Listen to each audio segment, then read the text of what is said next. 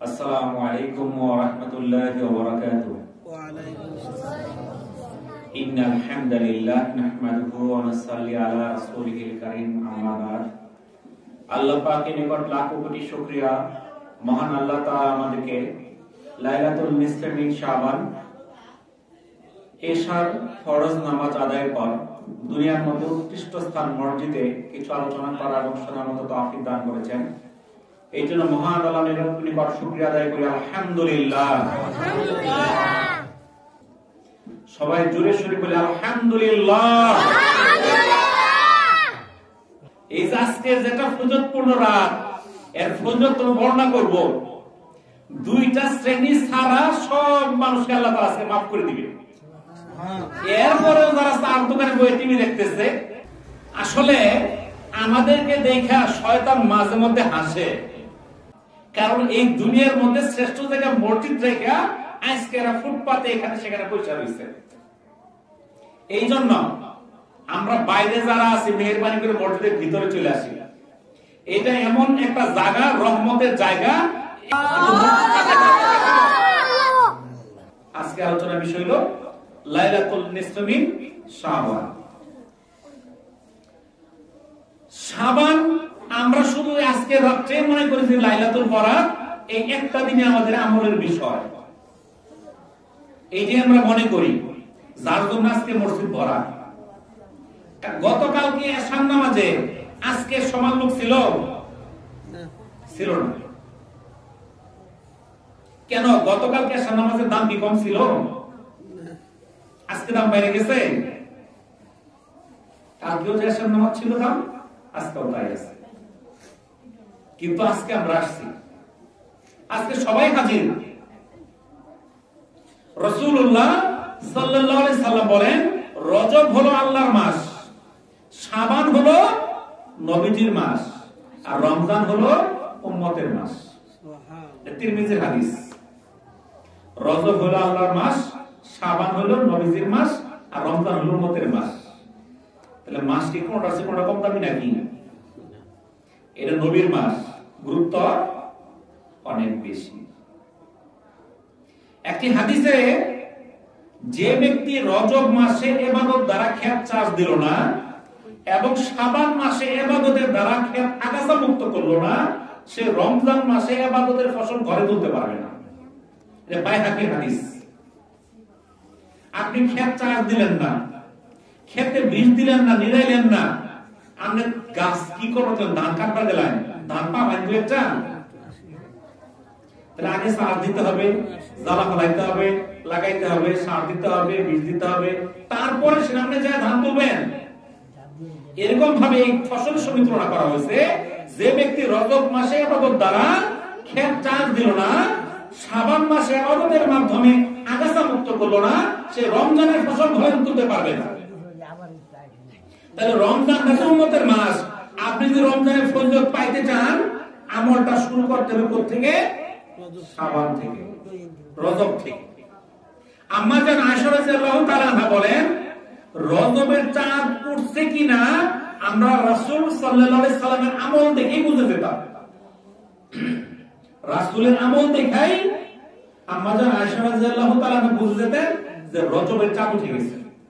তাহলে আমল শুরু করতেন কোন মাসে? রজব মাসে। এসএসসি পরীক্ষার্থীদের পরে, তাই না? ছাত্র আছে এসএসসি পরীক্ষার্থী, ওদের পরীক্ষার্থীদের পরে টেস্ট পরীক্ষা হয়েছে 2 মাস আগে। এরপরে বাড়ি থেকে টাকা পয়সা নিয়ে কোচিং টোচিং প্রাইভেট করে লেখাপড়া দেওয়ার শুরু করে দিচ্ছে। 2 বছর খালি বসছে, কিন্তু এখন আর ঘুরে না। কি জন্য? ঈদের পরে পরীক্ষা, 3 মাস আগে শুরু হয়ে গেছে লেখাপড়া। নাকি এরকম কালকে পরীক্ষা ওদিনে করিল, এটা কয়? আমাদের ফাইনাল আমলের মাস তো রমজান, তার প্রস্তুতি শুরু হয়ে যাবে কোথায়? রজবে। আর আল্লাহ রাসূল এই মাস রজব আসলে তো দোয়া শুরু করতেন, আল্লাহুম্মা বারিক লানা ফি রজব ওয়া শাবান ওয়া বাল্লিগনা রমাদান। কিসের জন্য বলতেন? আল্লাহুম্মা বারিক লানা ফি রজব ওয়া শাবান, হে আল্লাহ রজব এবং শাবানকে বরকতময় করো এবং রমজান পর্যন্ত পৌঁছায় দাও। আমি গতকালকে একটা জানাজা পড়লাম, গতকালকে আমাদের নগরে 3টা মাইক মারছে জানাজা, আমি একটা শুরু করেছিলাম। ওরা কিন্তু রমজান পর্যন্ত হায়াতটা পাইল না। তাহলে এই যে দোয়াটা আল্লাহ রাসূল কি জন্য করছেন, যেন হায়াতটা আল্লাহ রাসূল রমজান পর্যন্ত চলে যায়। তাহলে ফজলপুর মাস প্রস্তুতি শুরু হয়েছে কোথায়? রজব মাসে। আম্মা জান আয়েশা রাদিয়াল্লাহু তাআলা আনহা বলেন, আমি রাসূলুল্লাহ সাল্লাল্লাহু আলাইহি সাল্লামকে রমজান ছাড়া অন্য কোন মাসে পূর্ণ মাস রোজা রাখতে দেখিনি, আর আমি তাকে রমজান ছাড়া শাবান মাস অপেক্ষা অধিক রোজা রাখতে আর দেখিনি। এটা সহিহ বুখারী 1969 নম্বর হাদিস। এই হাদিসে আল্লাহ রাসূলের যে বর্ণনাটা বললেন যে শাবান মাসে এত বেশি রোজা রাখতেন, যেটা রমজান ছাড়া এত বেশি রোজা রাখতেন না।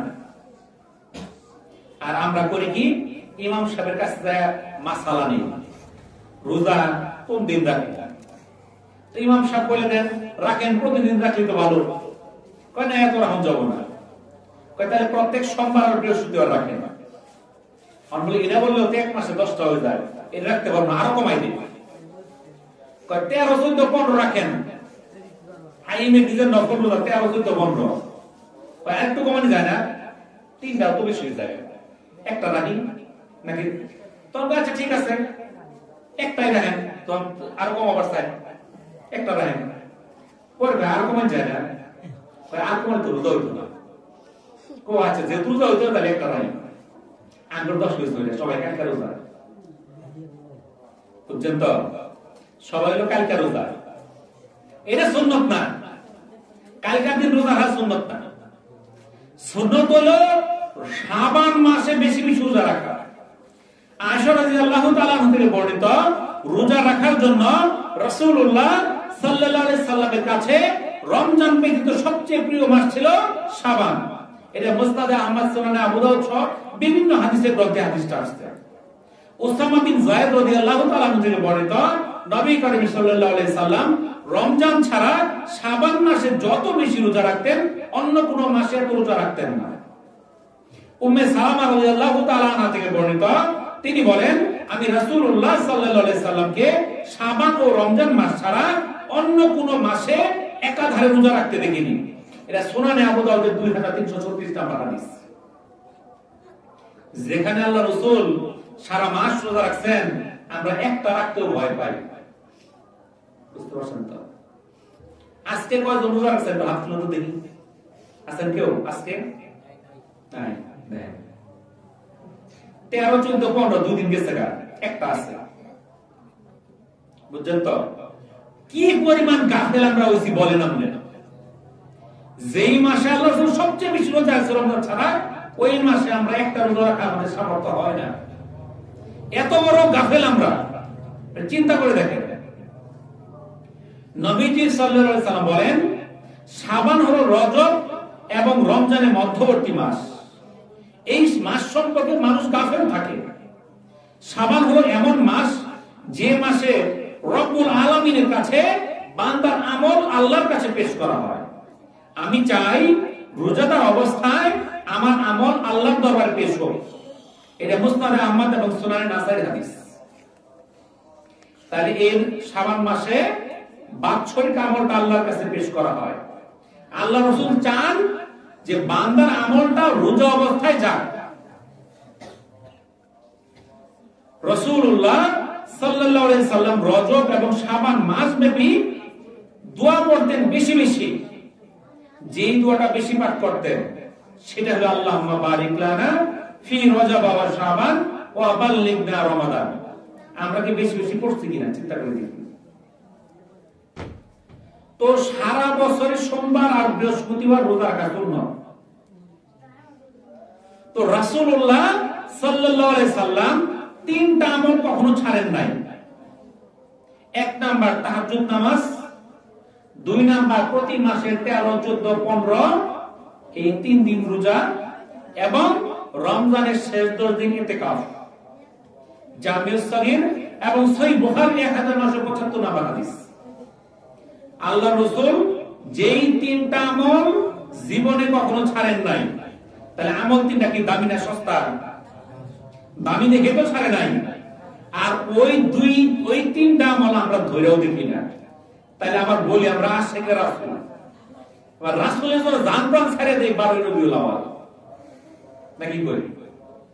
তো আশিক রাসূল তো তারা যারা আল্লাহ রাসূলের সুন্নাতগুলো আঁকড়ে ধরে, আল্লাহ রাসূলকে যে মহব্বত করে, আল্লাহ রাসূলের সুন্নাতগুলো সে আঁকড়ে ধরে। আর যে আল্লাহ রাসূলের সুন্নাতগুলো ছেড়ে দেয়, সে মুখ দিয়ে বলে মহব্বত করি, কামে না। রমজান মাসের প্রস্তুতি হিসেবে এই শাবান মাসে বেশি বেশি রোজা রাখা, এটা একটা সুন্নত আমল। রাসূলুল্লাহ সাল্লাল্লাহু আলাইহি সাল্লাম বলেন, তোমরা রমজানের জন্য শাবানের চাঁদের হিসাব রাখো। এটা সিলসিলাতুস সহিহার একটা হাদিস। আল্লাহ রাসূল কি বলেন? রমজানের জন্য তোমরা শাবানের চাঁদের হিসাব রাখো। আপনারা কি হিসাব রাখছেন? চাঁদ কোন দিন উঠছে জানেন কেউ? না, কেউ না। আল্লাহ রাসূলের নির্দেশকে আমরা মানতেছি? একটা তো নাই। খালি জানি দাওয়াত খাওয়া সুন্নাত, মিষ্টি খাওয়া সুন্নাত, এটি খুব জানি, এটি খুব পায়, একবারে হাফেজ হয়ে গেছি। দাওয়াত খাওয়া সুন্নাত, মিষ্টি খাওয়া সুন্নাত, এটা তো সস্তা, আরাম লাগে। আর এগুলো তো সুন্নাতেরই কই না আমরা। ইতিকাফ করা সুন্নাত, 13, 14, 15 রোজা রাখা সুন্নাত, তাহাজ্জুদ পড়া সুন্নাত, এগুলা কিন্তু আমার মধ্যে নাই। বুঝছেন তো? ঠিক কইছি না? তো এই যে লাইলাতুল বরাত, এর অর্থটা কি? আমরা বানাইছি বরাত মানে ভাগ্য, এটা তো বরাত। এই বরাত তো বাংলা শব্দ না যে বরাত মানে ভাগ্য। লাইলাতুল বরাত এর অর্থ হলো মুক্তির রাত। লাইলাতুল মানে রাত, বরাত মানে মুক্তি, মুক্তির রাত। এই দিন সমস্ত উম্মতকে মুক্তি দেওয়া হবে দুইটা শ্রেণী ছাড়া। তাহলে এটা হলো মুক্তির রাত। হাদিসে এই রাতটার নাম আছে লাইলাতুল নিসফি মিন শাবান। আমরা বলি কি শবে বরাত। অনেকে বলে শবে বরাত বলতে কিছু নাই, এটা তো সব বিদআত। তো শবে বরাত বলতে হাদিসে নাই, নামাজও তো হাদিসের মধ্যে নাই, রোজাও তো নাই। হাদিসের মধ্যে আছে সালাত, আমরা ডাকি নামাজ। হাদিসের মধ্যে আছে সিয়াম, আমরা ডাকি রোজা। তো হাদিসের মধ্যে আছে লাইলাতুল নিসফি মিন শাবান, বাংলা অর্থ হলো শাবানের মধ্য রজনী, আমরা ডাকি শবে বরাত। কথা তো একটাই। তো শাবান মাসের ফজিলত সম্পর্কে রাসূলুল্লাহ সাল্লাল্লাহু আলাইহি সাল্লাম বলেছেন, আল্লাহ তাআলা অর্ধ শাবানের রাতে সৃষ্টির দিকে রহমতের দৃষ্টি দেন, অতঃপর তিনি তার সকল সৃষ্টিকে ক্ষমা করে দেন, কেবল শিরককারী এবং বিদ্বেষ পোষণকারী ব্যতীত। এই দুই শ্রেণীকে ক্ষমা করা হয় না। এটা সহিহ ইবনে হিব্বানের 5665, শুআবুল ঈমান, বাইহাকী সহ বিভিন্ন হাদিসের গ্রন্থে এই হাদিসটা আসছে। এই হাদিসটা নির্ভরযোগ্য এবং আমলযোগ্য। ইমাম ইবনে হিব্বান, ইমাম জাকিউদ্দিন মঞ্জিরি, জাইনুদ্দিন ইরাকি সহ বিভিন্ন হাদিস বিশারদ এই হাদিসটাকে বিশুদ্ধ বলে ঘোষণা করছেন। আম্মা জান আয়েশা রাদিয়াল্লাহু তাআলা আনহা থেকে বর্ণিত, রাসূলুল্লাহ সাল্লাল্লাহু আলাইহি সাল্লামকে এক রাতে তিনি বিছানায় পেলেন না, তাই খোঁজার উদ্দেশ্যে বের হলেন। তখন তিনি রাসূলকে দেখতে পেলেন জান্নাতুল বাকিতে। জান্নাতুল বাকির একটা কবরস্থান, মসজিদে নববীর একদম কাছে। এই যে আমরা এখানে মসজিদ নববী, ওই বাজারটা যতটুকু, এখানে হলো জান্নাতুল বাকি। এখানে বিশিষ্ট সাহাবীদের কবর আছে। আম্মা জান আয়েশা রাদিয়াল্লাহু তাআলা আনহার কবর, রাসূলের পুত্র ইব্রাহিম রাদিয়াল্লাহু তাআলা আনহুর কবর, বিভিন্ন শত শত হাজার হাজার সাহাবীর কবর আছে। সেখানে রাসূলের কন্যার কবর আছে। সেই জান্নাতুল বাকিতে গেছে। সেখানে আম্মা জান আয়েশা রাদিয়াল্লাহু তাআলা আনহাকে দেখে বলে উঠলেন, তুমি কি এই আশঙ্কা করছো যে আল্লাহ এবং তার রাসূল তোমার প্রতি অবিচার করবেন? আমি বললাম, হে আল্লাহর রাসূল, আমি ধারণা করছিলাম আপনি আপনার অন্য কোন স্ত্রীর ঘরে তাশরীফ এনেছেন। রাসূলুল্লাহ সাল্লাল্লাহু আলাইহি সাল্লাম বললেন, শাবানের 15 তারিখ রাতে আল্লাহ তাআলা দুনিয়ার আসমানে অবতরণ করেন এবং বনু কাজ গোত্রের ভেড়ার পশমের চেয়েও অধিক সংখ্যক লোককে মাফ করেন। এটা তিরমিজির প্রথম খণ্ডে 156 নম্বর। তাহলে শাবানের 15 তারিখ রাতে আল্লাহ তাআলা প্রথম আসমানে আসেন, আর বনু কাউফ একটা গোত্র যারা ভেড়া পালতো, ভেড়া দুম্বা, এই ভেড়াগুলোর শরীরে যে পরিমাণ লোম ছিল তার চেয়ে বেশি মানুষকে আল্লাহ তাআলা মাফ করেন। জোরে বলি সুবহানাল্লাহ। হযরত আলা ইবনে হারিস রাদিয়াল্লাহু তাআলা হযরত আলা ইবনে হারিস রাহিমাহুল্লাহ থেকে বর্ণিত, আম্মা জান আয়েশা রাদিয়াল্লাহু তাআলা আনহা বলেন, একবার রাসূলুল্লাহ সাল্লাল্লাহু আলাইহি সাল্লাম নামাজে দাঁড়ান এবং এত দীর্ঘ সিজদা করেন যে আমার ধারণা হয় তিনি হয়তো মৃত্যুবরণ করেছেন। আমি তখন উঠে তার বৃদ্ধাঙ্গুলি নাড়া দিলাম, তখন তার বৃদ্ধাঙ্গুলি নড়ল। তখন যখন তিনি সিজদা থেকে উঠলেন এবং নামাজ শেষ করলেন, তিনি আমাকে লক্ষ্য করে বললেন, হে আয়েশা বা হে হুমায়রা, তোমার কি এই আশঙ্কা হয়েছে যে আল্লাহ তাআলা তোমার হক নষ্ট করবেন? আমি বললাম, তা নয় ইয়া রাসূলুল্লাহ, আপনার সিজদা দীর্ঘ দেখে আমার আশঙ্কা হয়েছিল আপনি মৃত্যুবরণ করেছেন কিনা। নবী করিম সাল্লাল্লাহু আলাইহি সাল্লাম জিজ্ঞাসা করলেন, তুমি কি জানো এটা কুমরা? আমি বললাম, আল্লাহ তার রাসূল ভালো জানেন। রাসূলুল্লাহ সাল্লাল্লাহু আলাইহি সাল্লাম বলেন, এটা হলো অর্ধ শাবানের রাত, লাইলাতুল নিসফি মিন শাবান। আল্লাহ তাআলা অর্ধ শাবানে তার বান্দাদের প্রতি নজর দেন এবং ক্ষমা প্রার্থনাকারীদের ক্ষমা করেন এবং অনুগ্রহ প্রার্থীদের প্রতি অনুগ্রহ করেন, আর বিদ্বেষ পোষণকারীদের ছেড়ে দেন তাদের অবস্থায়। এটা বাইহাকির হাদিস। হযরত আবু মুসা আশআরী রাদিয়াল্লাহু তাআলা আনহু থেকে বর্ণিত, রাসূলুল্লাহ সাল্লাল্লাহু আলাইহি সাল্লাম বলেন, আল্লাহ মধ্য শাবানের রাতে আত্মপ্রকাশ করেন এবং মুশরিক এবং হিংসুক ব্যতীত তার সৃষ্টির সবাইকে ক্ষমা করেন। এটা ইবনে মাজাহ হাদিস। কিন্তু এই রাত্রিতে আমরা অনেকেই কিছু অপকর্মে জড়ায় পড়ি। অনেক মানুষ আছে এই রাত্রিতে কি করে, বিভিন্ন কবরস্থানে মোমবাতি জ্বালায়, গোরস্থানে মোমবাতি জ্বালায়, আতশবাজি করে, মাজারে মোমবাতি জ্বালায়, আতশবাজি করে, লাইট জ্বালায়, আলোকসজ্জা করে, বিরিয়ানি পোলাও করে, হালুয়া রুটি করে। এগুলো কোনো সুন্নতের আমল না। হালুয়া রুটি করছেন না আপনারা? কেউ করছেন? আবু আব্দুর রহমান আব্দুল ইবনে মাসউদ রাদিয়াল্লাহু তাআলা আনহু বলেন, রাসূলুল্লাহ সাল্লাল্লাহু আলাইহি সাল্লাম যিনি সত্যায়িত সত্যবাদী ছিলেন, তিনি আমাদের বলেছেন, নিশ্চয়ই তোমাদের প্রত্যেক মানুষের সৃষ্টি তার মায়ের পেটে 40 দিন শুক্ররূপে জমা হওয়ার মধ্য দিয়ে, তারপর 40 দিন হয় রক্ত জমাট বাঁধা পিণ্ডে, তারপর 40 দিন মাংসপিণ্ডে পরিণত হয়, অতঃপর তার কাছে রূহ ফুঁকে দেওয়া হয়, তারপর ফেরেশতা তার ভিতরে রূহ ফুঁকে দিয়ে 4টি বিষয় লিখে দেওয়া হয়। 1 নাম্বার জীবিকা, 2 নাম্বার বয়স, 3 নাম্বার আমল, 4 নাম্বার তার সৌভাগ্য দুর্ভাগ্য। এটা সহিহ বুখারী 3208 নাম্বার হাদিস। আমরা বানাইছি আজকে সবে বরাত, সারা বছর কি খামো দামো, আজকে বাজেট লিখে দিয়ে দাও। এক রাত আমল করতে পারি, কোন রকম যদি বাইরে মেরে বাজেটটা পাস করার পাই, সারা বছর আর মসজিদে দাঁড়িয়ে যেতাম না। এই নিয়তি তো আজকে ঢুকছি নাই কর। যদি খালি বাইরে মেরে বাজেটটা এক বছর নেওয়ার পাই, পরে আর 364 দিন মসজিদে আবার দেয় কারা, আমি তো বাজেট দিছি গা। কিন্তু আল্লাহ রাসূল এই হাদিসে জানাই দিলেন, আমরা যখন মায়ের পেটে ছিলাম তখনই আমাদের ভাগ্যগুলো লেখা দেওয়া হয়েছে। কি 4টা জিনিস লেখা হয়েছে। জীবিকা, আপনি কি করে খাবেন? ব্যবসা করবেন না চাকরি করবেন না ভিক্ষা করবেন না কাজ করবেন না জমিদার হবেন? বয়স কতদিন বাঁচবেন? কি আমল করবেন? আপনার সৌভাগ্য কি দুর্ভাগ্য কি লেখা হয়েছে। আজকের হচ্ছে দেখেছি নাই। আব্দুল ইবনে আমর ইবনে আস রাদিয়াল্লাহু তাআলা আনহু বর্ণিত, রাসূলুল্লাহ সাল্লাল্লাহু আলাইহি সাল্লাম বলেছেন, আসমান সমূহ এবং জমিন সৃষ্টির 50,000 বছর আগেই আল্লাহ তাআলা স্বীয় মাখলুকের তাকদীর ও ভাগ্য লিখেছেন। এটা সহিহ মুসলিমের 2653 নম্বর হাদিস। আসমান জমিন সৃষ্টির 50,000 বছর আগে প্রত্যেকটা মাখলুকের তাকদীর লিখে দেওয়া হয়েছে। কত বছর আগে? এই আসমান জমিন সৃষ্টির 50,000 বছর আগে।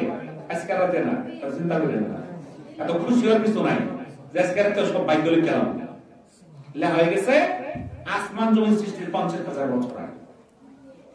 আল্লাহ তাআলা পবিত্র কোরআনে বলেন, পৃথিবীতে এবং তোমাদের উপর যে বিপদ আসে তা পৃথিবী সৃষ্টির পূর্বেই কিতাবে লিপিবদ্ধ করা আছে। নিশ্চয়ই এটা আল্লাহর পক্ষে খুবই সহজ। সূরা হাদীদের 22 নম্বর আয়াত। একদম ঠিক কইছেন আপনি। কেমনে করুন যায় তো কই দিব, করে করুন যায় তো, কিন্তু কেমনে করুন যায় জানার লাগবো। সূরা শুআরা 30 নম্বর আয়াতে আল্লাহ তাআলা বলেন, তোমাদের যে উপর যে বিপদ আসে তা তোমাদের কৃতকর্মেরই ফল এবং তোমাদের অনেক গুনাহ তিনি ক্ষমা করে দেন। আল্লাহ তাআলা প্রথমে কলম সৃষ্টি করেছেন, তারপর কলমকে বললেন লেখো। কলম বলল এ রব কি লিখবো? তিনি বললেন কিয়ামত পর্যন্ত প্রত্যেক জিনিসের তাকদীর লেখো। এটা সুনানে আবু দাউদের 4700 নম্বর হাদিস। আল্লাহ তাআলা ইরশাদ করেন তুমি কি জানো না যে নভমণ্ডল এবং ভূমণ্ডলে যা কিছু আছে আল্লাহ সবকিছুই জানেন? নিশ্চয়ই এসব কিতাবে লিপিবদ্ধ আছে আর আল্লাহর কাছে এটা খুবই সহজ। সূরা হজ 70 নম্বর আয়াত। ইবনে মাজাহ একটা হাদিস, রাসূলুল্লাহ সাল্লাল্লাহু আলাইহি সাল্লাম বলেন সৎকর্ম ব্যতীত কোনো কিছু আয়ুষ্কাল বাড়াতে পারে না, দোয়া ব্যতীত অন্য কিছুতে তাকদীর রদ হয় না। ইবনে মাজাহ 6042 কি বললো? সৎকর্ম ছাড়া আয়ুষ্কাল বাড়তে পারে না। তাহলে আয়ুষ্কাল যদি বাড়াইতে চান আপনার বরাদ্দ কত? 60 বছর। আয়ুষ্কাল বাড়াইতে চান সৎ কাজ করেন, নেক কাজ করেন। আপনার তাকদীর আছে কোনো গেলি ঠ্যাংটা ভাঙবো, রদ করতে পারবেন দোয়ার দ্বারা। এই জন্য মানুষের কাছে দোয়া চাইতে হয়, দোয়া করতে হয়। একজন আরেকজনের জন্য দোয়া করবেন, তাহলে তাকদীর রদ হয় কি দ্বারা? দোয়ার দ্বারা। এই তো আমরা দোয়াটা চাই, বুঝলেন না নাকি? কোন রাসূলুল্লাহ সাল্লাল্লাহু আলাইহি সাল্লাম বলেন যে ব্যক্তি পছন্দ করে যে তার রুজি প্রশস্ত হোক এবং আয়ুষ্কাল বৃদ্ধি হোক সে যেন আত্মীয়তার সম্পর্ক বজায় রাখে। এটা বুখারী ও মুসলিম মুত্তাফাকুন আলাইহি। তাহলে যদি কেউ চায় তার রুজিরা বাইরে যাক, আয় বাইরে যাক, আপনার বাজেটে লেখা ছিল আপনি এই বছর আয় করবেন সারা বছরে মাত্র 50,000, কিন্তু বাজেট বাইরে যেতে পারে কিসের দ্বারা? আত্মীয়তার সম্পর্ক দ্বারা। যারা আত্মীয়তার সম্পর্ক বজায় রাখবে তাদের আয়ুষ্কাল বেড়ে যাবে, তাদের রুজি প্রশস্ত হয়ে যাবে। তাহলে বাধ্যতামূলক লয় কিছুটা কি পরিবর্তন হচ্ছে না? যেটা বরাদ লেখা হয়ে গেছে তা করে, কিন্তু আমরা যে বরাদ করতেছি ওটা আসলে বরাদ না। এই বরাতের অর্থ হলো মুক্তির রাত। আজকে রাতটা হলো মুক্তির জন্য। আল্লাহ তাআলা মানুষকে সমস্ত মাখলুককে আজকে মাফ করবেন দুইটা শ্রেণী ছাড়া। কারা? একটা হলো যারা শিরক করে মুশরিক, আর দুই নাম্বার যারা হিংসা বিদ্বেষ করে তারা। এই দুই দল ছাড়া সবাই আল্লাহ তাআলা মাফ করে দিবেন। কেউ যদি এশার নামাজ পড়ে এখানে ঘুমাইছে, ফজর নামাজ পড়ছে, সারা রাত এক রাকাত নামাজ পড়ছে না, রোজাও রাখছে না, তাও মাফ করে দিব। কারণ আজকের রাত্রিতে মাফ করে দুই শ্রেণী ছাড়া সবাই মাফ করে দিবে। এখন এই দুইটা শ্রেণীকে যদি আমি না জানি, আমি তো সারা নামাজ পড়তে পড়তে পড়তে পড়তে এবার মসজিদে ফজর করে গেলাম, কিন্তু দুইটার মধ্যে নাম কাটা আর পাইছি না, তাহলে কিন্তু গুনাহ মাফ হইতো না। সারা নামাজ পড়লো কাজ হবো না, তাহলে ওই দুইটার থেকে বাঁচতে হবে। বুঝলেন তো? ওই দুইটা থেকে যদি বাঁচতে পারেন, তাহলে যদি আপনি নামাজ পড়েন, তাহলে যদি আপনি রোজা রাখেন, তাহলে যদি নেক আমল করেন, কাজে লাগবে। আর নয়তো আজকে মাপ পাওয়া যাবে না। তাহলে যারা এই দুইটা জিনিস জানলো না, সারা রাত নামাজ পড়লো, কি মাপ পাবো তারা? এই জন্যই আগে আমল জানতে হবে, আগে এলেম জানতে হবে। এলমে দ্বীন শিক্ষা করা প্রত্যেকের ফরজ। তাহলে আমলটা কি? এক নাম্বার, শিরক থেকে মুক্ত হইতে হবে, শিরক করা যাবে না। আপনারা কি শিরক করেন? আমরা তো শিরক করি না, আমরা কেউ শিরক করি না। শিরক কি আবার? শিরক হলো আল্লাহ ব্যতীত অন্য কাউকে উপাস্য হিসেবে নির্ধারিত করা বা তার উপাসনা করা। শাব্দিক ভাবে এর দ্বারা বোঝায় এক বা একাধিক কোনো কিছুকে সৃষ্টিকর্তা মনে করা। এই শিরক হলো তাওহীদের বিপরীত। তো তাওহীদটা কি? আল্লাহকে এই সম্পর্কে সূরা ইখলাসে আল্লাহ তাআলা বলে দিয়েছেন, বিসমিল্লাহির রহমানির রহিম, কুল হুয়াল্লাহু আহাদ, আল্লাহুস সামাদ, লাম ইয়ালিদ ওয়া লাম ইউলাদ ওয়া লাম ইয়াকুল লাহু কুফুয়ান আহাদ। আল্লাহর পরিচয় সূরা ইখলাসের মধ্যে। কুল হুয়াল্লাহু আহাদ, আল্লাহ এক অদ্বিতীয়। আল্লাহুস সামাদ, আল্লাহ কারো মুখাপেক্ষী নয়, আমরা তার মুখাপেক্ষী। আমরা নামাজ পড়ি, এটা আল্লাহর কোনো লাভ হবে না।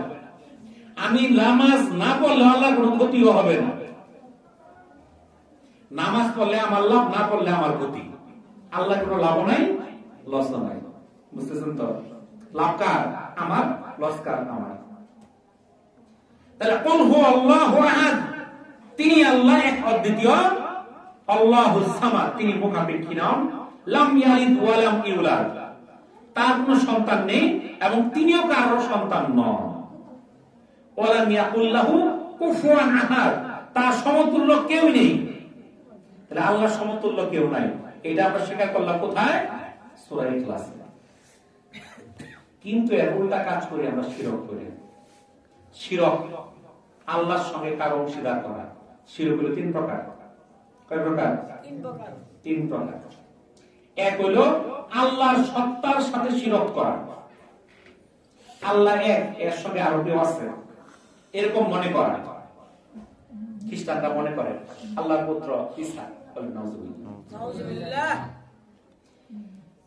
কেউ শিরক করে ইবাদতের মাধ্যমে, আল্লাহ ব্যতীত অন্য কারো ইবাদত করে। তিন নাম্বার, আল্লাহর গুণাবলীতে শিরক করা। আল্লাহর যে গুণগুলো আছে, এই গুণগুলো মানুষের মধ্যে নিয়ে আসা। আল্লাহর 99টা নাম আছে, প্রত্যেকটা নামের একটা গুণ আছে, একটা কাজ আছে, ওইটা মানুষের মধ্যে নিয়ে যায়। এটা গুণাবলীতে শিরক। একটা আল্লাহর সত্তার সঙ্গে শিরক, আল্লাহর ইবাদতে শিরক, গুণাবলীতে শিরক। আর শিরকগুলা কেমনে হয়? যদি আমরা করি তখন আমাদের শুনলে মন খারাপ হয়ে যাবে। মন খারাপ করবে? আমি তো হাদিস করে কথা বলবো, আমার মনের কথা বলতেছি না, আমি মন মতো কথা বলতেছি। যদি মন খারাপ হয়, করা কিছু নাই, বুঝলেন তো? এটা আমার মানতে হবে, এটা হাদিসের কথা। তো শিরকযুক্ত আমলগুলা কি কি? আমরা কি কি শিরক করি? আমি যদি না চিনি তাহলে তো আমি আজকে মাপ পেতাম না, আমি মাপ পাইতাম না। এই এলাকাতে ব্যাটারি চুরি করছে, রাস্তার নাম মসজিদ থেকে, তো ব্যাটারি তো চুরি করছে। তো ওই লোকটারে আপনারা চিনেন যে চুরি করছে? যদি চিনতেন তার দাঁত দেন, আপনারা দুইটা গাছের সঙ্গে বাইন দেয়া মন মতো পিটাই দেন, তারপরে পুলিশের কাছে। কিন্তু পিড়ার নাকের লিগা চিনেন না, এর লিগেই তো। যদি চিনতেন তাহলে কিন্তু সে বাঁচল রইলে। তো এই যে শিরক গুলো তো আমরা চিনি না, না চিনি না আমরাই করতেছি, মনে করি এটা তো বালা কাম, তাহলে এগুলো চিনতে হবো না। তাহলে চুলগুলারে চিনি, তাই না? এক নম্বর, আল্লাহর সাথে কাউকে উপাস্য স্থির করা, আল্লাহর সঙ্গে অন্য কাউকে উপাস্য মানা। সূরা বনী ইসরাঈলের 39 নম্বর আয়াতে আল্লাহ তাআলা বলেন, আল্লাহর সাথে অন্য কাউকে উপাস্য স্থির করো না, তাহলে নিন্দিত এবং আল্লাহর অনুগ্রহ থেকে বিতাড়িত অবস্থায় জাহান্নামে নিক্ষিপ্ত হবে। তাহলে এই আয়াত থেকে বোঝা যায় ওলি, আউলিয়া, পীর, গাউস, কুতুব এদেরকে ইবাদত করা যাবে না। ইবাদত কার করতে হবে? আল্লাহ। অন্য কোন পীর পয়গম্বরের ইবাদত করা যাবে না। যদি কেউ ইবাদত করে সে শিরক করবে। আল্লাহ সব গুনাহ মাফ করবে, শিরক গুনাহ মাফ হবে না। দুই নাম্বার, মৃত ব্যক্তির কাছে কোনো কিছু চাওয়া, এটাও শিরক করা। এটা বড় শিরক। কোন মুমিন এই কাজ করতে পারে না। আল্লাহ তাআলা বলেন, হে নবী আপনি বলে দিন, তোমরা কি আল্লাহ ব্যতীত এমন বস্তুর ইবাদত করো যে তোমাদের উপকারও করতে পারে না, অপকারও করার ক্ষমতা রাখে না, অথচ আল্লাহ সবই শুনেন ও জানেন। সূরা মাইদার ৭৬ নম্বর আয়াত। দেখেন কোরআন খুলে, আমরা তো কোরআন পড়ি না কোন মুহূর্ত সময়। আল্লাহ বলেছেন তোমরা তো এমন ব্যক্তির উপাসনা করো যে নিজে কিছু করার ক্ষমতা রাখে না, ভালো করতে পারে না, মন্দও করতে পারে না। তার তো কোনো কিছু করার ক্ষমতা, যে মারা গেছে তার কিসের ক্ষমতা? তার কাছে যে মানুষ চায়, তার ইবাদত করে, তার সিজদা করে, আছে নাকি নাই? ওটা কিন্তু বুঝতে পারো না। আল্লাহ নবী সাল্লাল্লাহু আলাইহি সাল্লাম নিজেই নিজের উপকার করার সামর্থ্য রাখতেন না। আল্লাহ রাসূল নিজেও নিজের উপকার করতে পারতেন না। এটা কে বলছে? আল্লাহ। কোথায়? কোরআনের মধ্যে সূরা আরাফের 188 নম্বর আয়াতে আল্লাহ তাআলা বলেন, হে নবী আপনি বলে দিন, আমি আমার নিজের কল্যাণ সাধনের এবং অকল্যাণ সাধনের মালিক নই, কিন্তু আল্লাহ যা চান। তার কোরআনের মধ্যে বলে দিলেন, নবীকে বলতেছে তুমি বলো যে তোমার নিজের কল্যাণ ও কল্যাণ সাধনের ক্ষমতাও তোমার না, যেটা আল্লাহ চান সেটাই হয়। তাইলে আমরা তো অনেকে মনে করি আমার কল্যাণ কল্যাণ তোমাকে করে দিব, বাবাই করে দিব, আছে এরকম? আল্লাহ তাআলা আর বলেন, হে নবী বলেন, তবে কি তোমরা আল্লাহ ব্যতীত এমন অভিভাবক স্থির করেছ যার ভালো মন্দের মালিক নন? সূরা রাদের 16 নম্বর আয়াত। তাই এখানে বলে দিলেন আমরা এমন অভিভাবক বানাইছি যে ভালো করতে পারে না, মন্দ করতে পারে না। অন্যত্র আল্লাহ তাআলা বলেন, আল্লাহ যদি তোমাদেরকে কষ্ট দেন তবে তিনি ব্যতীত তার অপসারণকারী কেউ নেই। পক্ষান্তরে যদি তিনি তোমার মঙ্গল করেন তবে তিনি সবকিছুর উপর ক্ষমতাবান, তিনি তার বান্দার উপর পরাক্রান্ত। সূরা আনআমের 17 থেকে 18 নম্বর আয়াত। তাহলে আল্লাহ তাআলা আমার জন্য যা রাখছে এটা নষ্ট করার বা বদলানোর ক্ষমতা কোনো মানুষের নাই। আমরা আছে বলি কোন মাজারের মধ্যে, আমরা আল্লাহর কাছে সন্তান না চাই, মাজারের কাছে চাই। ছেলে হয় না, কই মাজারও যায়। আল্লাহ তাআলা বলেন, আপনি মৃতদেরকে ডাক শোনাতে পারবেন না এবং বধিরকেও না যখন তারা পৃষ্ঠ প্রদর্শন করে চলে যায়। সূরা নামলের 27 নম্বর আয়াত। যে মারা গেছে আপনি যতই ডাকেন, খাজা ডাকেন আর বাবাই ডাকেন আর দাদাই ডাকেন, সে শুনতে পারবে না। কোরআন মধ্যে বলো না, আমার মধ্যে কথা না, কোরআন বলেছে। আল্লাহ তাআলা বলেন, তার পরিবর্তে তোমরা যাদেরকে ডাকো তারা তুচ্ছ খেজুর আটির অধিকারীও নয়। তোমরা তাদেরকে ডাকলে তারা তোমাদের ডাক শুনে না, শুনলেও তোমাদের ডাকে সাড়া দেয় না। কিয়ামতের দিন তারা তোমাদের শিরক অস্বীকার করবে। বস্তুত আল্লাহর নেই তোমাকে কেউ অবহিত করতে পারবে না। সূরা ফাতিরের 13 এবং 14 নম্বর আয়াত। আমরা যাদেরকে নিয়ে শিরক করতেছি ওরাই কিয়ামতের দিন অস্বীকার করবে। মৃত ব্যক্তির নিকট কিছু চাওয়া এটা শিরক গুনাহ। জীবিত ব্যক্তির কাছে যাইতে পারবেন না। আপনি যাই বলবেন, মেম্বার সাহেব আমার একটা কার্ড দেন, গমের কার্ড, চালের কার্ড।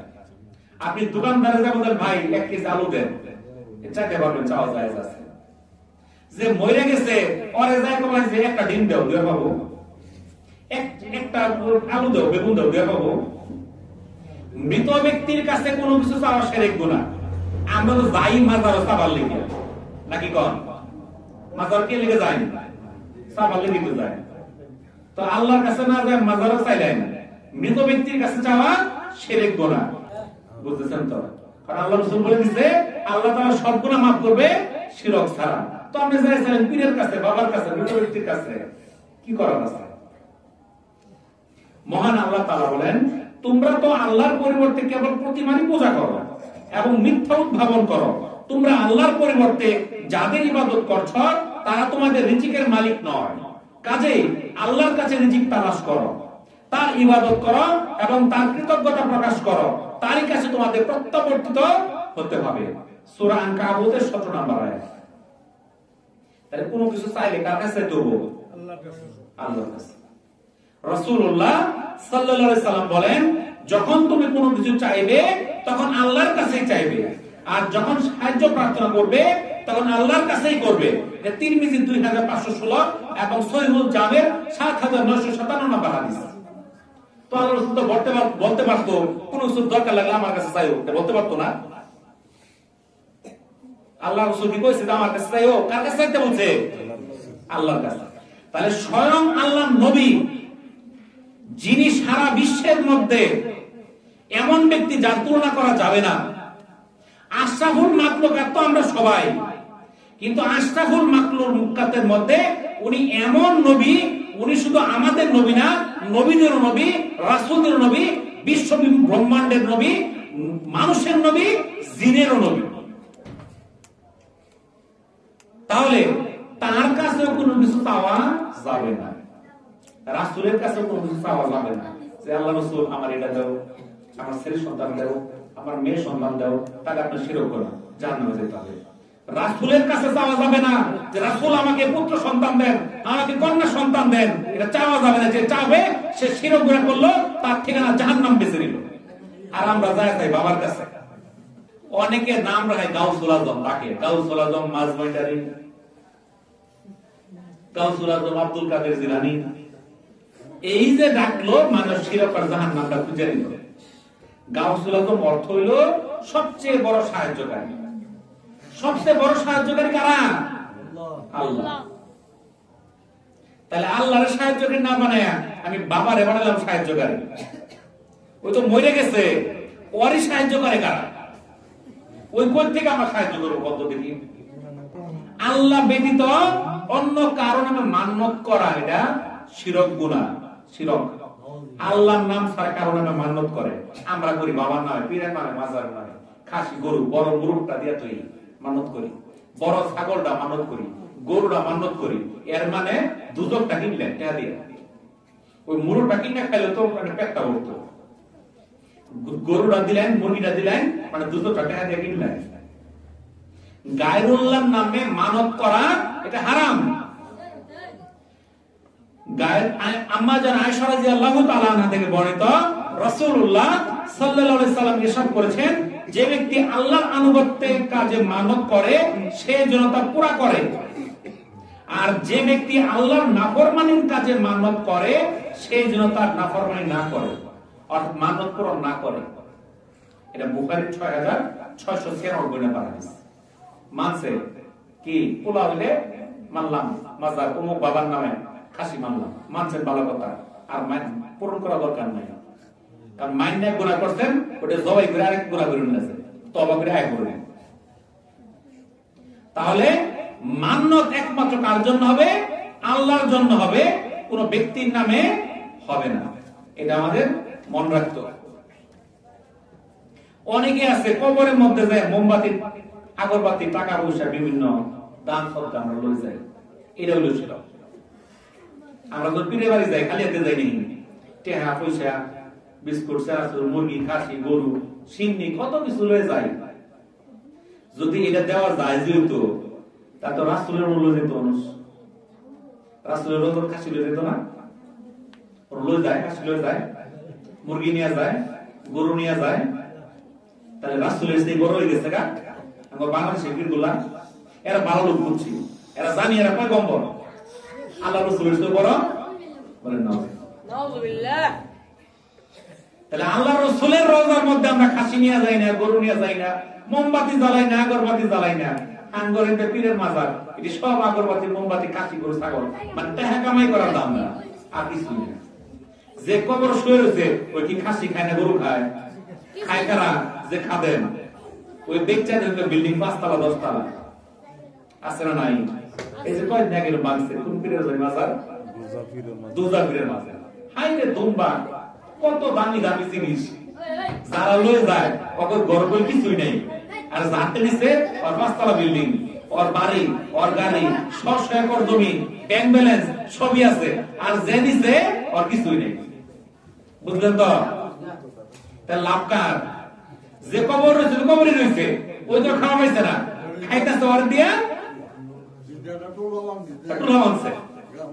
সব দেখতেছেন, বুঝতেছেন, কিন্তু দিয়া আবার আমরা রেখে দিতেছেন। এই কর্মকাণ্ডে দেখে শয়তানেও হাসে। বুঝতেছেন কিছু? তাহলে এগুলো হলো শিরক গুনাহ। বুঝতে পারলেন তো? এগুলো করা যাবে না। ইবনে মাসউদ রাদিয়াল্লাহু তাআলা আনহু থেকে বর্ণিত, তিনি বলেন, রাসূলুল্লাহ সাল্লাল্লাহু আলাইহি সাল্লাম বলেছেন, যে ব্যক্তি আল্লাহর সাথে কাউকে শিরক করা অবস্থায় মৃত্যুবরণ করবে সে জাহান্নামে প্রবেশ করবে। এটা সহিহ বুখারী 4497 নম্বর হাদিস। তাহলে যে শিরক করা অবস্থায় মৃত্যুবরণ করবে তার ঠিকানা কোথায়? জাহান্নাম। আবু হুরায়রা রাদিয়াল্লাহু তাআলা আনহু থেকে বর্ণিত, রাসূলুল্লাহ সাল্লাল্লাহু আলাইহি সাল্লাম বলেন, তোমরা 7টি ধ্বংসাত্মক জিনিস থেকে বেঁচে থাকো। সাহাবায়ে কেরাম জিজ্ঞাসা করলেন, হে আল্লাহর রাসূল, ওই 7টি ধ্বংসাত্মক জিনিস কি আপনি বলুন। আল্লাহর রাসূল বললেন, 1 নাম্বার আল্লাহর সাথে শিরক করা। ধ্বংসাত্মক আমল কি? আল্লাহর সাথে শিরক করা। 2 নাম্বার জাদু করা, জাদু করে বান মারে। 3 নাম্বার অন্যায় ভাবে কোনো ব্যক্তিকে হত্যা করা। 4 নাম্বার সুদ খাওয়া। আছে আপনার মধ্যে? আছে। 5 নাম্বার এতিমের ধন সম্পদ ভক্ষণ করা। যদি মনে করেন যে আমার ছোট থাকতে বাপ মরে যায়, তাহলে বিপদ আছে। আর চাচা যারা যে আছে বাচ্চা বাচ্চা সব বাড়াতে নিব, আর বাপ মরেছে গা ওরে যত পচারা দেউন যায়, না দিলে আরো বাড়া দিছি তো এই বেশি নাকি করে। ঠিক আছে না? জিহাদের সময় পলায়ন করা, 7 নম্বর হলো সতী সাধ্বী নারীকে অপবাদ দেওয়া। এই 7টা হলো ধ্বংসাত্মক আমল। সহিহ বুখারীর 6857 এবং সহিহ মুসলিমের 89 নম্বর হাদিস।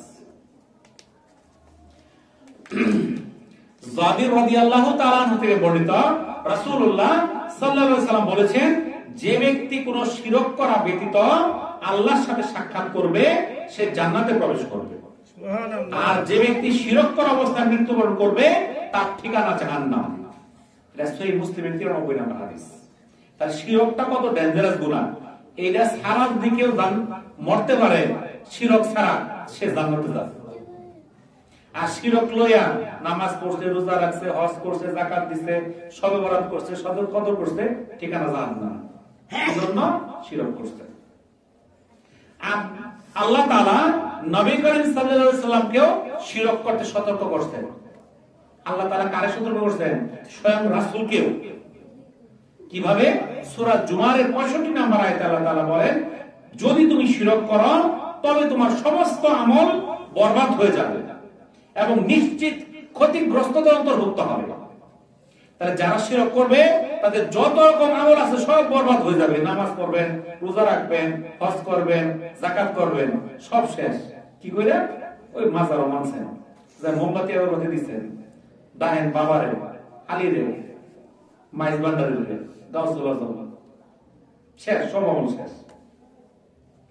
তাহলে এই যে শিরক গুলা, গায়রুল্লাহকে সেজদা করা, গায়রুল্লাহ মানে আল্লাহ ছাড়া অন্য কাউকে সেজদা করা।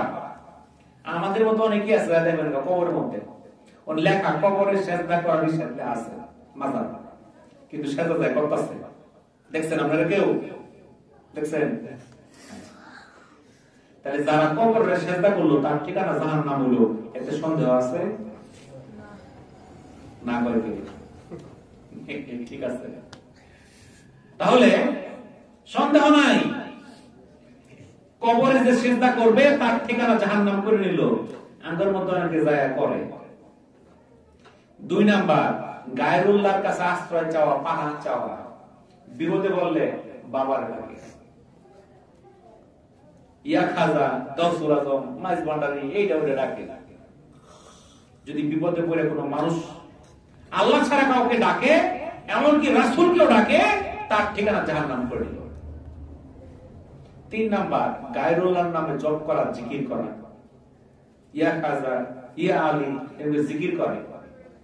এই জিকির যারা করবে এরাও শিরক করবে। কার? গায়রুল্লাহর নামে।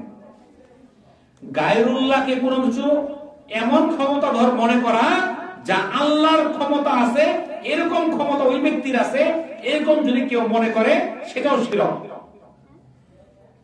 গায়রুল্লাহর নামে শপথ করা, শপথ করা যায় কার নামে?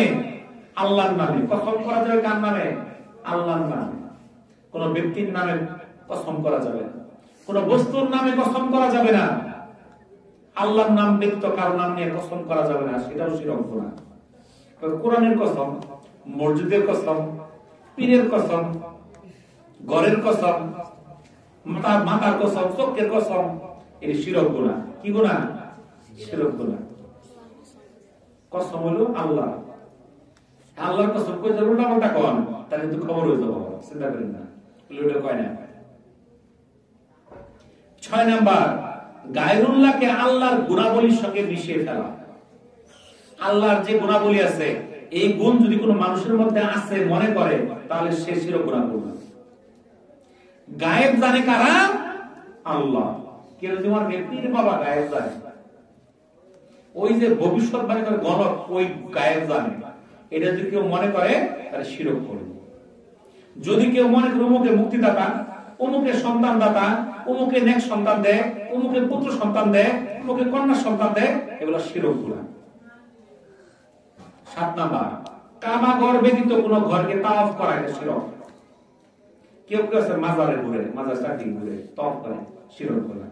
যে মাজারকে তাওয়াফ করলো সে জাহান্নামে কিনে নিল। তাওয়াফ করা যাবে শুধু একটা ঘর, তার নাম বাইতুল্লাহ, কাবা। 8 নাম্বার, গায়রুল্লাহর সামনে মাথা ঝুঁকায় থাকা। আমার এলাকার পীর আছে, যখন সামনে যায় সব মাথা নিচে করে দাঁড়াতে পারে, দেখুন মাথা উঁচা করে না। তাহলে কোন মানুষের সামনে মাথা নত করা যাবে না, এটা হলো শিরক গুনাহ। মহান আল্লাহকে মানুষের সদৃশ জ্ঞান করা, যে মানুষ খায় ঘুমায় তাহলে আল্লাহ খায় ঘুমায়, এরকম কেউ যদি ধারণা করে এটাও তার জন্য শিরক গুনাহ। তো এই যে শিরক গুনাহগুলা এগুলা যদি আমরা কইরা থাকি তাহলে এর উপায় কি? উপায় তো লাগবে। যদি আমরা শিরক গুনাহ কইরা থাকি তাহলে আমরা তওবা করি। হায়াত যেহেতু আছে, মওত যেহেতু এখনো আইছে না, তওবা করি। যা করছি জীবনে আর এই গুনাহ করতাম না, আর তার বাবার কাছে যাই ছেলে সন্তান চাইতাম না, যা চাওয়ার দরকার আল্লাহর কাছে যাবো, বুঝছেন তো? যা করা করছি তওবা করি আজকে রাত্রে, আর শিরক গুনাহ করতাম না। 2 নাম্বার, হিংসা বিদ্বেষ ছাড়তে হবে। এই দুইটা জিনিস থাকলে হিংসা ছাড়বেন, শিরক ছাড়বেন, আজকে রাত্রে আপনার গুনাহ মাফ হয়ে যাবে। আর হিংসায় তো আমার পেট ভরা, এই অবস্থা হয়ে গেছে। হিংসা করতে করতে আমার প্রতিবেশী আমার সাথে ভালো হয়ে যাবো, আমার ফুলা ওর ফুলা আসতে ভালো হয়ে যাবো, এটা হয়ে যাবো ওটা হয়ে যাবো, খালি হিংসা হিংসা হিংসা। একজনের সঙ্গে কোন দিন কথা হয়েছিল, এমন হিংসা হয়েছে কোন দিনে টাইপ করবো, খালি সুযোগটা পাইলে একবার সাইজ করে দিবেন। এই হলো হিংসা। যদি এই হিংসা পেটের মধ্যে ধরে রাখেন, সারা রাত নামাজ পড়লে কোনো ফায়দা হবে না। তো এই যে সবে বরাত, আজকে তো নামাজ পড়ে আমরা সারা রাত শেষ করলাম, ঠিক না? সারা নামাজ আর নামাজ। আসলে নামাজ তো আমার পড়ার দরকার ছিল সারাটা এই শাবান মাসের প্রত্যেকটা রাত্রে, কিন্তু প্রত্যেকটা রাত্রে পড়ি নাই। কি জন্য? শুরু করছি আমরা জিকির করি না, একটু করেন জিকির, লা ইলাহা ইল্লাল্লাহ লা ইলাহা ইল্লাল্লাহ লা ইলাহা ইল্লাল্লাহ। এই যে জিকির করি আমরা, কি একটু জিকির করা কষ্ট হয়ে যায়, তারপরে ইল্লাল্লাহ ইল্লাল্লাহ ইল্লাল্লাহ, এটা কত কষ্ট হবে? এটা জিকির হলো বন্ডা, বুঝলেন তো? বন্ডা গেল না, গুগলে দেখো কি করে না, মিশে করে তো। তাহলে জিকির করলে করবো লা ইলাহা ইল্লাল্লাহ লা ইলাহা ইল্লাল্লাহ। ইবাদত করলেও সারা মাস করতে হবে, এক রাত্র করে কোনো কাম হতো না। আপনি আজকে রাত্রে এক রাকাত পড়ছেন না, খালি এশার নামাজ পড়ছেন জামাতে আর ফজরের নামাজ পড়ছেন জামাতে, সারা রাত আপনি ইবাদতের মধ্যে লেখা হবে। কিন্তু সারা রাত নামাজ পড়া সকালে যায় ঘুমাইছেন, 8টার সময় 9টার সময় ফজর গেছে কাজা হয়ে, এই সারা রাত নামাজে ছায়া বাঁধা মনে হয়, বুঝছেন কিছু? আপনি যদি জন্ম থেকে মৃত্যু পর্যন্ত আপনি যদি সারাদিন নফল নামাজ, সারা রাত নফল নামাজ করেন, এর সঙ্গে এই 2 রাকাত নামাজ অনেক দামি। এই 2 রাকাত ফজরের ফরজ এই সারা রাত নফলের চেয়ে অনেক দামি। আর সারা রাত ইবাদত করে ফজর সময় ঘুমাইছেন, ইবাদতের কোনো দাম আছে নাকি বলেন তো? তাহলে আমাদের প্রত্যেক রাত্রে তো আসতে হবে। তাহলে এই জিনিসকে আমরা শিখতাছি, আমরা শুনলাম, এই গানটা শুনে ওইখানে ভাই বললে গিয়া আমল করবার লেগে আমল করার লেগে। তাহলে আমাদের কি করবো লাগবো? 5 ওয়াক্ত নামাজ পড়তে হবে। যদি 5 ওয়াক্ত নামাজ আমি পড়তে পারি, প্রত্যেক দিন এশার নামাজ জামাতে আদায় করব আর ফজরের নামাজ আদায় করব, আমার সারা রাত কি হয়ে যাবে? ইবাদতের সওয়াব হয়ে যাবে। এখন আজকের রাত্রিতে আমরা কি করব?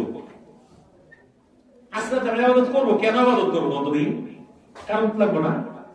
এক কারণ হলো আল্লাহ তাআলা আজকে এই বান্দাদের দিকে রহমতের দৃষ্টিতে তাকাবেন, আজকে আমার দিকে তাকাবেন। যখন কোন শ্রমিক খেতে কামলা কাম করে, যখন মালিক যায় তখন কি করে? কামের স্পিড বাড়ায় দেয় না? আমরা হলাম কামলা আল্লাহর গোলাম। তাহলে আজকে আমরা দেখবো আমরা কামের স্পিড বাড়ালে লাগতো না, ঘুম পারবো আমরা। ঘুম পারবো তো শয়তানের দোসররা, আমরা তো ঘুম পারতাম না, কারণ আমরা তো আল্লাহর গোলাম। আজকে আল্লাহ আমাদের দিকে তাকাবে, তাহলে ইবাদতের মধ্যে আমার থাকতে হবে। ইবাদত কিভাবে করবেন? নফল নামাজ পড়বেন, কোরআন তিলাওয়াত করবেন, জিকির আজকার করবেন, যখন যেটা ভালো লাগে। নামাজ কিভাবে পড়বেন? 2 রাকাত করে, কোন নিয়ত টিয়ত লাগবে না, 2 রাকাত নফল নামাজ বুঝছেন তো? নফল নামাজ পড়বেন 2 রাকাত, নিয়ত করে 2 রাকাত নফল নামাজ, মাত্র 2 রাকাত। কি দিয়ে পড়বেন? যে সূরা নে পাঠ করে দিয়ে পড়বেন। কোনো নিয়ম নাই যে সূরা ফাতিহা পড়লাম 3 বার, ইখলাস পড়লাম 27 বার, এটা 15 বার, এগুলো মন করা বানান না কথা, এটা কোনো হাদিসে নাই। নামাজ নামাজই, সকল নামাজ একই নিয়ম। আপনি যে সূরা দিয়ে পড়বেন ওটা দিয়ে, আপনি যে সূরা পান ওই সূরা দিয়ে হবে। আপনি 2 রাকাত 2 রাকাত আস্তে আস্তে ধীরে ধীরে পড়বেন, রুকু লম্বা করে, সিজদা লম্বা করে। আবার মনে করেন না 100 রাকাত আমি বাড়ি যাবো, আমি 100 রাকাত পড়ছি, ওই 100 রাকাত পড়াছে ধীরে ধীরে 10 রাকাত পড়া উত্তম। বুঝলেন তো? আপনি ধীরে ধীরে 2 রাকাত 2 রাকাত করে পড়ে যাবেন। যখন দেখবেন যে আপনি নামাজ পড়তে একটু ক্লান্তি লাগতেছে, তো আপনি কোরআন তেলাওয়াত করলেন অথবা জিকির আজকার করলেন, সুবহানাল্লাহ, আলহামদুলিল্লাহ, আল্লাহু আকবার, লা ইলাহা ইল্লাল্লাহ, এগুলো পাঠ করলেন, তাসবিহ তেলাওয়াত করলেন, আবার 2-4 রাকাত নামাজ পড়লেন। এরকম করতে করতে আপনি দেখবেন যে ফজরের আযানের কাছাকাছি টাইম, সেই রক্ত হয়ে গেছে। তখন আপনি কি করলেন? আপনি 3 রাকাত বেতর শেষ করে আপনি সেহরি খেতে বসবেন। সেহরি খাওয়া শেষ করে আবার মসজিদে চলে আসবেন, আয়েশা ফজর নামাজ পড়ে দিবেন ঘুমান, 12 অন্তত ঘুমান। বুঝলেন তো? তাহলে আমাদেরকে কি করতে হবে? এই সারা রাত ইবাদতের মধ্যে কাটাইতে হবে। যদি কাটাইতে পারেন তাহলে আপনার জন্য ফায়দা। ঘুমে ধরবো, মসজিদে ঘুমান, বাড়ির যায় ঘুমায়েন না। বাড়ির যায় ঘুমাইলে 10টা বাজবো সকালে, ফজর পড়তে পারবেন না। আপনি এখানেই থাকেন, এখানে থেকে সারা রাত ইবাদতে কাটান, কাজে লাগবে। তাহলে আজকে রাত্রটা আমরা ইবাদতের মধ্যে কাটানোর চেষ্টা করব। তো ইবাদত গুলা কি কি করলে করতে হবে? আমরা পড়ব বেশি বেশি নামাজ, কয় রাকাত করে? 2 রাকাত করে, যত রাকাত পড়তে পারেন, 2 করে 4, 6, 8, 10, 12, যত রাকাত পড়তে পারেন, সুন্দর করে সিজদা করবেন লম্বা লম্বা করে। তাইলে আমাদের তাহাজ্জুদ হিসেবে এখন তাহাজ্জুদের অর্থ হয়ে গেছে, আমাদের আমল করতে হবে। শুনলিও আমল করতে হবে না? আমল করতে হবে তো, তাহলে আমল করতে হবে। তাহলে আমরা আমলের কিছুক্ষণ আমরা তাহাজ্জুদের আমল করব, তারপর আমরা বিলাপ করে আখির মুনাজাত করব। তাই একটু আমল করি সবাই। যাদের ওযু ছুটে গেছে আমরা ওযু কইরা, যাদের ঘুমো ধরতেছে ওযু কইরা আমরা 2 রাকাত করে 12 রাকাত আমরা তাহাজ্জুদ নামাজ আদায় করে ফেলি। 2 রাকাত করে নফল নিয়তে 2 রাকাত করে আমরা 12 রাকাত নামাজ পড়ি। তারপরে আবার ইনশাআল্লাহ আমরা আলোচনা দিকে ইমাম সাহেব কিছু করে আলোচনা করব। তো আমরা যে আলোচনা করলাম, আল্লাহ তাআলা আমাদেরকে আমল করার তৌফিক দান করুন।